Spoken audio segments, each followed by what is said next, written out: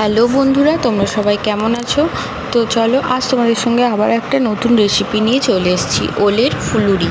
তো দেখো, এখানে ওলটা সেদ্ধ করে মেখে নিয়েছি, তাতে স্বাদ মতো নুন, পরিমাণ মতন আটা, পরিমাণ মতন গুড় দিয়ে ভালো করে এটা মেখে নেব। আর অপর দিকে কড়াইয়ে তেল গরম করতে দিয়ে দেব।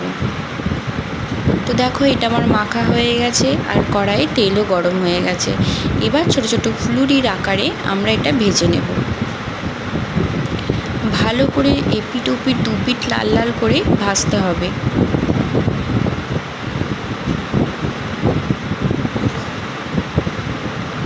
তো দেখো, আমার এক পিঠ ভাজা হয়ে গেছে, আমি এবার এগুলোকে উল্টে দেব।